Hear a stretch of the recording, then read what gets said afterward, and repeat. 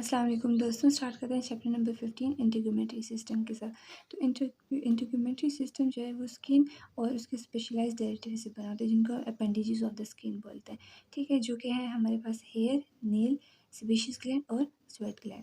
तो स्किन को हम कहते हैं इंटीग्यूमेंट या क्यूटिस, और वो external covering of the body बनाता है।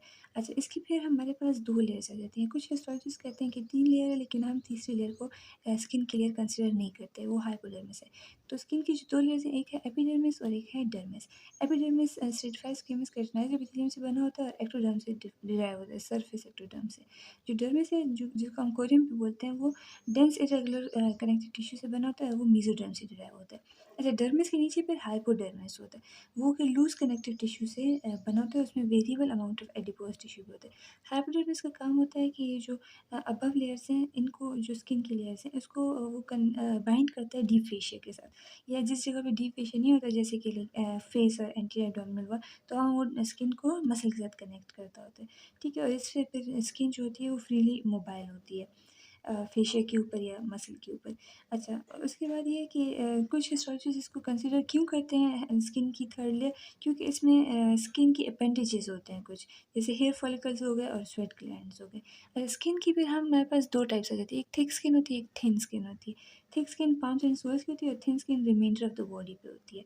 और जो थिक स्किन होती है उसकी थिकनेस 400 to 1400 माइक्रोमीटर होती है, और थिन स्किन की 75 to 150 माइक्रोमीटर होती है। अच्छा, अब एपिडर्मिस के सेल्स आ जाते हैं। एपिडर्मिस जो है एक self replacing stratified squamous keratinized epithelium, इसके 4 किस्म के सेल्स हैं: केराटिनोसाइट्स, मेलानोसाइट्स, लैंगरहैंस सेल्स और मर्कल सेल्स। तो जो केराटिनोसाइट्स हैं, ये principal cells of the epidermis है, और इनका फीचर क्या है कि इसमें केराटिन होता है। ठीक है, और जिनको हम टोनो फिलामेंट्स भी बोलते होते हैं। और ये केराटिन जो होता है रफ एंडोप्लाज्मिक रेटिकुलम में बनता होता है, और इनका जो नंबर होता है ना, वो ज़्यादा होता जाता है इंटरनल फिलामेंट्स का, जैसे जैसे केराटिनोसाइट्स स्किन की जो एपिडर्मिस की जो लेयर्स हैं उनके ऊपर जाती जाती हैं, बेसल लेयर से जो कॉर्नियम, स्ट्रेटम कॉर्नियम वहाँ तक आती हैं। ठीक है, अच्छा, इनकी जो प्रोलिफरेशन और प्रोडक्शन होती है वो बिल्कुल बेसल लेयर में होती है, जिसको स्ट्रेटम बेसेल बोलते हैं। और फिर साथ जैसे जैसे ये एपिडर्मिस की सुपरफिशियल लेयर्स में आते जाते हैं, तो उस तरह इनका जो शेप होता है वो लाइक वो क्यूबॉइडल लिविंग सेल्स है, वो डेड फ्लैट सेल्स में कन्वर्ट होते जाते हैं, और ये फिर डिस्क्रिमिनेट होते हैं फ्रॉम द वो स्किन सरफेस, जिसको हम कहते हैं कि डेड स्किन जो है वो हटती जाती है। ठीक है, अच्छा, दूसरा ये कि जैसे जैसे सेल्स बेसेल से कॉर्नियम स्ट्रेटम तक आते हैं, तो उसमें केराटिनोसाइट्स में 85% तक का जो सेल वॉल्यूम है टोनोफाइब्रस बना देते हैं। ठीक है, और उसके बाद क्या है कि जो स्ट्रेटम ग्रेनुलोसम है, जो थर्ड लेयर ऑफ द वो होती है एपिडर्मिस, तो उसमें आके ना केराटिनोसाइट्स जो होते हैं वो क्या करते हैं, वो लेमिनर ग्रेन्यूल्स बनाते हैं। अब इन ग्रेन्यूल्स में क्या होता है कि उसमें प्रो बैरियर लिपिड्स होते हैं, और वो फिर सीक्रेट होते हैं intercellular spaces of the stratum corneum में, जो last superficial most layer of the epidermis की। तो ये क्या करते हैं, ये लिपिड्स बनाते हैं एपिडर्मिस को इम्परमेबल टू वाटर। फिर अच्छा, अब केराटिनोसाइट्स के बाद मेलानोसाइट्स है। मेलानोसाइट्स सेटेलाइट सेल्स है विद ओल bodies and long dendritic processes. इसमें क्या होता है कि हमारे पास जो मेलानिन है, जो पिगमेंट ऑफ द स्किन है ना, जो कि जिसका काम होता है कि अल्ट्रावायलेट रेडिएशन से स्किन को बचाता है, वो क्या करता है कि वो यहाँ पे फॉर्मेशन होती है उसकी मेलानोसोम्स में, और जो कि गोल्जी अपरेटस से आते होते हैं। ठीक है, अच्छा, ये क्या होता है कि मेलानोसोम्स जो गोल्जी अपरेटस से डिराइव होते हैं, और इनमें क्या होता है कि एक एंजाइम होता है जिसको टायरोसिनेज बोलते हैं। ये क्या करता है, ये टायरोसिन को पहले कन्वर्ट करता है डोपा में, 3,4 डाईहाइड्रोक्सीफिनाइल एनालिन डोपा। फिर उसके बाद उसकी फिर कन्वर्जन होती है मेलानिन में। अच्छा, मेलानिन फिर पैक होते हैं वो एक मैच्योर मेलानोसोम्स में ना, मतलब मेलानिन पैक मैच्योर मेलानोसोम, जिसको मेलानिन ग्रेन्यूल्स बोलते हैं। फिर ये जो स्टेलेट सेल्स हैं, इनकी ओल बॉडी से फिर जो डेंड्राइट्स निकले होते हैं, तो वहाँ से ये फिर वो हो जाते हैं, ट्रांसफ़र होते हैं। ठीक है, जितने डार्क स्किन पीपल होते हैं उसमें ये dendritic process of melanocytes larger in size and more in number होते हैं, और जितने फेयर स्किन पीपल होते हैं तो उसमें ये कम होते जाते हैं। ठीक है, अच्छा, नेक्स्ट आ जाता है लैंगरहैंस सेल्स, जो कि antigen presenting sales of the epidermis है। और दूसरा ये कि लाइक इनकी स्टेनिंग एचएनई में पॉसिबल नहीं होती, इनके लिए स्पेशल स्टेनिंग टेक्निक्स होती हैं फिर। ठीक है, अच्छा, फिर क्या है कि लैंगरहैंस सेल्स जो हैं वो एक अडेप्टिव इम्यून सिस्टम बनाते होते हैं। क्या कि ये जो होते हैं, अगर कोई माइक्रो ऑर्गेनिज्म आता है तो वो इसकी लाइक एंटीजेनिक मॉलिक्यूल्स एपिटोप्स को वो प्रेजेंट करते होते हैं। ठीक है, लैंगर सेल्स जो होते हैं ना, उसके वो असल में इमेच्योर डेंड्रिटिक सेल्स होते हैं। तो वो जब एंटीजन को एनगल्फ करते हैं ना, उसको प्रोसेस नहीं कर पाते, तो वो जल्दी से सेकेंडरी लिम्फ ऑर्गन्स के पास जाते हैं। तो फिर क्या होता है, वहाँ पे जब वो लिम्फ वेसल से लिम्फ नोड्स तक नियरेस्ट जाते हैं, तो वहाँ पे ये एपिटोप्स जो होते हैं बी सेल्स और टी सेल्स को प्रेजेंट करते हैं। फिर इम्यून रिस्पॉन्स जनरेट होता है। अच्छा, फिर उसके बाद जो लास्ट सेल्स है मर्कल सेल्स, वो क्या है, वो सेंसरी सिस्टम की तरह का है ना। इसको हम टैक्टाइल एपिथेलियल सेल्स भी बोलते हैं, ठीक है। और ये स्ट्रेटम बेसेल के अमंग अदर सेल्स ये भी स्कैटर्ड पड़े होते हैं। अच्छा, फिर क्या है कि इसकी भी डेंड्राइट्स होते हैं, और ये मोस्टली वहाँ पे ज़्यादा बंडल होते हैं जो जहाँ पे हाईली सेंसिटिव एरिया है, जैसे लिप्स हो गए और फिंगर टिप्स हो गए, ठीक है। अच्छा, उसके बाद ये कि जो मर्कल सेल्स होती हैं, इनकी जो बेसोलेटरल सरफेस होती है, वो एक साइनेप्टिक जंक्शन बनाती है with the efferent nerve fibres.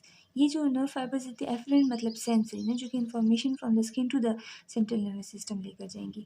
वो क्या करती हैं कि हमारे पास ये एफरेंट नर्व फाइबर्स के एक्सपेंडेड टर्मिनस और मर्कल सेल्स, ये एक कॉम्बिनेशन होती है जिसको हम मर्कल सेल न्यूराइड कॉम्प्लेक्स बोलते हैं। ये एक मैकेनो रिसेप्टर होता है जो कि कंसर्न होता है सेंसेशन ऑफ लाइट टच के। तो हम किसी चीज़ का टेक्सचर मालूम करने के लिए, उसकी शेप मालूम करने के लिए, तो हम फिंगर टिप्स पे हमें ज़्यादा अच्छे से पता चलता है। इसके बाद आ जाती हैं लेयर्स ऑफ द एपिडर्मिस। तो ये लेयर्स जो हैं वो रिफ्लेक्ट करती हैं कि केराटिनोसाइट्स जो हैं वो कौन से स्टेज पे हैं। जैसे अगर वो प्रोलिफरेट कर रहे हैं, ग्रोथ कर रहे हैं, उनकी आउटवर्ड डिस्प्लेसमेंट हो रही है, डिफरेंशिएशन या उनकी डेथ एंड डिस्क्रिमिनेशन हो रही है, तो उस हिसाब से लेयर्स ऑफ द स्किन है, जो कि 5 लेयर्स है। डीपेस्ट टू सुपरफिशियल जो है, जब जाओ तो स्ट्रेटम बेसल पहले आती है, फिर spinosum, third granulosum, fourth lucidum और लास्ट में कॉर्नियम। तो जो बेसल है, बेसल लेयर, ये बनी होती है बेसोफिलिक क्यूबॉइडल और लो कोलमनर केराटिनोसाइट से, ठीक है, जो कि बेसमेंट मेम्ब्रेन पे रेस्ट करते हैं और नीचे डर्मिस होता है। ये सेल्स एक दूसरे के साथ लिटरली डेस्मोसोम के थ्रू कनेक्टेड होते हैं, और ये खुद जो बेसमेंट मेम्ब्रेन है उसके साथ हेमीडेस्मोसोम के साथ ये कनेक्टेड होता है, ठीक है। अच्छा, उसके बाद क्या है कि जो वो होते हैं इसकी और ऑर्गेनेल्स के अलावा इसमें टोनोफाइव फिलामेंट्स भी होते हैं, जो कि केराटिन इंटरमीडिएट फिलामेंट्स होते हैं, ठीक है। अच्छा, इस लेयर को हम जर्मिनेटम भी बोलते हैं, स्टेटम जर्मिनेटिव, क्यों? क्योंकि यहाँ पे केराटिनोसाइट्स प्रोड्यूस होते हैं और लाइक इनकी प्रोलिफरेशन होती है, ठीक है। इसके अलावा इसमें मर्कल सेल्स और सेल बॉडीज ऑफ मेलानोसाइट्स भी होते हैं, ठीक है। और फिर जो वो होते हैं मेलानोसाइट की जो वो होती हैं, क्या कहते हैं उसको, साइटोप्लाज्मिक प्रोसेसेस ना, जो डेंड्राइट्स होते हैं, वो जाते हैं टू द स्ट्रेटम स्पाइनोसम। तो ये जो वो होते हैं साइटोप्लाज्मिक प्रोसेस थे डेंड्राइट्स, तो ये स्पाइन्स, इसको पहले हिस्टोलॉजिस्ट बोलते थे, तो इस वजह से सारे स्पाइन्स इसमें होते हैं, या साइटोप्लाज्मिक प्रोसेस डेंड्राइट्स, तो इस वजह से इसको स्ट्रेटम स्पाइनोसम बोलते हैं। सेवरल लेयर्स थिक होता है। इसकी डीपर लेयर्स में जो होती है केराटिनोसाइट्स पॉलीहेड्रल इन शेप होती हैं, जितना सुपरफिशियल होता है केराटिनोसाइट्स फ्लैटन होती जाती है, ठीक है। अच्छा, इसके बाद ये स्पाइन्स की मैंने बात कर ली कि स्पाइनोसम इस पर नाम क्यों आया है। इसके अलावा इसमें लैंगरहैंस सेल्स और ओकेजनल लिम्फोसाइट्स भी होते हैं, ठीक है। और दूसरा ये कि यहाँ पे जो टोनोफिलामेंट्स थे, वो ज़्यादा एग्रीगेट होते हैं और बंडल्स फॉर्म करते हैं, जिनको टोनोफाइब्रिल्स बोलते हैं, ठीक। और जो मेलन ग्रेन्यूल्स होते हैं, वो इन डेंड्रिटिक प्रोसेस से यहाँ पे वो होते हैं, सिक्रीट होते हैं। और मेलन ग्रेन्यूल्स जो होते हैं वो डार्क स्किन पीपल में ज़्यादा होते हैं और लाइट स्किन में कम होते हैं। थर्ड लेयर आ जाती है स्ट्रेटम ग्रेनुलोसम, जो कि 3 to 5 लेयर्स थिक होती है। उसमें केराटिनोसाइट्स होते हैं और रोम्बॉइड फ्लैटेंड शेप के होते हैं, ठीक है। इनके साइटोप्लाज्म में हमारे पास एक बेसोफिलिक ग्रेन्यूल्स होते हैं, जिसको केराटोहाइलिन ग्रेन्यूल्स बोलते हैं। वो मेम्ब्रेन बाउंड नहीं होते। ये क्या होते हैं, ये एक ऐसे प्रोटीन से बने होते हैं जिसका नाम है फेलेग्रिन और सम अदर प्रोटीन्स। और ये क्या करते हैं कि टोनोफिलामेंट्स को टोनोफाइब्रिल्स में एग्रीगेशन के लिए प्रमोट करते होते हैं। इसमें एक और किस्म के ग्रेन्यूल्स होते हैं जो कि मेम्ब्रेन बाउंड होते हैं, जिनको लेमिनर ग्रेन्यूल्स बोलते हैं, ठीक है। अच्छा, ये ग्रेन्यूल्स क्या करते हैं कि ये हमारे पास लिपिड सिक्रीट करते हैं, और इसके अलावा ये इसमें कुछ प्रोटीयोलिटिक एंजाइम्स भी सिक्रीट होते हैं। लेकिन ये जाके करता है ये सारी चीज़ें secrete in the stratum corneum. वहाँ पे ये लिपिड्स क्या करते हैं, ये एपिडर्मिस को वाटर के लिए इम्परमिएबल बना देते हैं, और जो एंजाइम्स होते हैं वो केराटिनोसाइट्स के डिस्मोसोम्स को जो होता है वो ब्रेक डाउन करता है, ठीक है। तो इससे क्या होता है कि फिर एक्सफोलिएशन होती है इन सेल्स की फ्रॉम द स्किन सरफेस। अच्छा, इसमें क्या होता है कि ग्रेनुलोसम में केराटिनोसाइट्स जो होते हैं उसमें ऑर्गेनेली इसके ख़त्म होते जाते हैं, न्यूक्लियस भी ख़त्म होता जाता है, और इसमें केराटिन बस बढ़ता जाता है। तो इतना कि जब आगे लेयर में जाएगा केराटिनोसाइट, तो वो डेड सेल के तौर पे जाएगा। लूसीडम जो है वो कॉर्नियम की ही एक सब डिवीज़न कुछ हिस्टोरियंस कंसिडर करते हैं और कुछ कहते हैं नहीं, ये अलग लेयर है जो कि थिक स्किन में हमारे पास आइडेंटिफाइबल होती है, जो पाम्स एंड सोल्स की स्किन होती है। ठीक है, इसमें भी क्या होता है कि केराटिनोसाइट्स होते हैं एक-दूसरे के साथ डिस्मोसोम्स के थ्रू कनेक्टेड होते हैं और इसमें जो होता है, जो केराटोहाइडिन ग्रैन्यूल्स थे ना, उनका एक ट्रांसफॉर्म प्रोडक्ट होता है इरिडिन, जिसमें केराटिन फिलामेंट्स एम्बेडेड होते हैं इस प्रोटीन में। बस इतना। उसके बाद फिर कॉर्नियम। कॉर्नियम जो है ये कॉर्निफाइड लेयर है, मतलब इसके कॉर्नियोसाइट्स होते हैं जो कि हाईली केराटिनाइज्ड केराटिनोसाइट्स हैं। They are devoid of nuclei and organelles. इसमें सिर्फ क्या होता है, एमॉर्फस सिमेट्रिस होती है जिसमें टोनोफाइबर्स जो होते हैं एम्बेड होते हैं और ये केराटिनोसाइट्स बहुत ही ज़्यादा फ्लैट हो जाते हैं जितना वो सुपरफिशियल जाते हैं। डीपर जो होते हैं वो थोड़े से इतने फ्लैट नहीं होते, उनमें डिस्मोसोम्स भी होते हैं, लेकिन जैसे जैसे वो आगे जाते हैं तो क्या होता है कि वो जो लेमिनल ग्रेन्यूल्स थे ग्रेनुलोसम के, वो एंजाइम सिक्रीट करते हैं और इनको डिस्मोसोम्स इनके ब्रेक डाउन करते हैं और ये फिर अलग-अलग सेल्स हो जाते हैं और ये स्क्वेम्स कहलाते हैं फिर जब ये बिल्कुल फ्लैटेंड हो जाते हैं और जब इनकी एक्सफोलिएशन होती है तो हम कहते हैं ये डिस्क्रिमिनेशन हो रही है। इसके अलावा ग्रेनुलोसम से आ रही थी कुछ ग्रैन्यूल्स जो आए थे, लेमिनर ग्रैन्यूल्स, वो फॉस्फोलिपिड्स और ग्लाइकोस्फिंगोलिपिड्स, सेरोमाइड्स ये सारे भी रिलीज़ करते हैं और प्रो बैरियर लिपिड्स भी, कि जिससे फिर हमारे पास एपिडर्मिस जो था वाटर सॉल्युबल सब्सटेंसेस के लिए इम्परमिएबल बन जाता था। ठीक है, अच्छा, जो थिकनेस ऑफ कॉर्नियम होती है ना, वो ये वैरी करती है कि स्किन के कौन सा पार्ट है, जैसे सोल्स और जो थिक स्किन होगी जहाँ पे, तो वहाँ पे ये ज़्यादा थिकनेस ज़्यादा लेयर से मुश्तमिल होगा, जहाँ पे थिन स्किन होगी तो वहाँ पे ये कॉर्नियम इतना थिक नहीं होगा।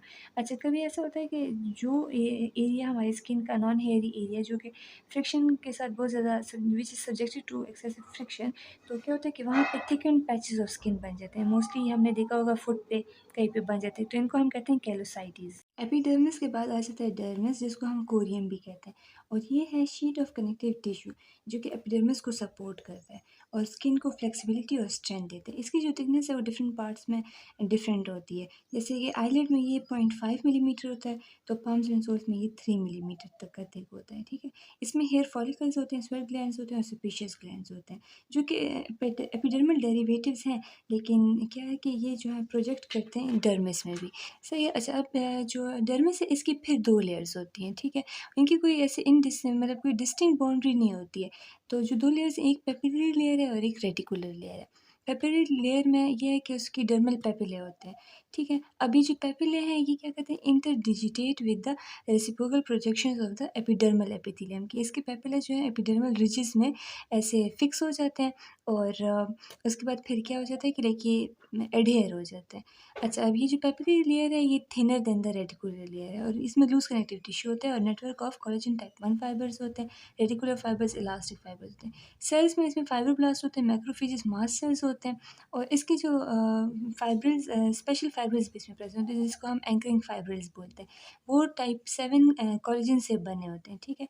और इनका क्या काम होता है, ये एपिडर्मिस को डर्मिस के साथ बाइंड करते होते हैं। पेपिलरी लेयर रिच वस्कुलर है और इसमें कैपिलरी लूप्स भी बहुत ज़्यादा होता है। इसके अलावा इसमें मतलब ये जो कैपिलरीज़ होते हैं ना, लाइक ये बॉडी टेम्परेचर को फिर रेगुलेट भी करते हैं और लाइक नरिशमेंट भी प्रोवाइड करते हैं to the epidermis. Epidermis avascular होता है, तो पेपिलरी लेयर में जो वेसल्स होती है वो उसको नरिशमेंट प्रोवाइड करती है। इसके अलावा इसमें सेंसरी नर्व्स एंड रिसेप्टर्स भी होते हैं, ठीक है?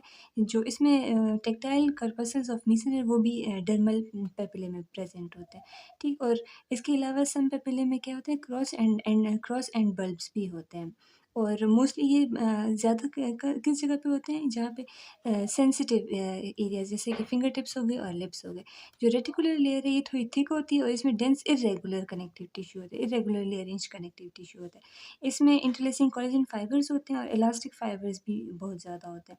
इसमें इतना सेलुलर नहीं होता, लेकिन जो सेल्स इसमें है वो है macrophages, mast cells, fibroblast, T lymphocytes and adipocytes, ठीक है? और इसमें जो नर्व एंडिंग्स होती हैं वो इसमें इनकैप्सुलेटेड सेंसरी रिसेप्टर्स होते हैं, पेसियन कॉर्पसल और रफीनी कॉर्पसल्स, ठीक है? और इसमें स्मूथ मसल फाइबर्स भी कुछ प्रेजेंट होते हैं थोड़े से और क्या कहते हैं कि such portion of skin become wrinkled when these smooth muscle fiber undergo contraction, कि अगर ये स्मूथ मसल फाइबर अगर कॉन्ट्रैक्ट करते हैं तो लाइक वो स्किन रिंकलिंग जो होती है वो कॉज होती है।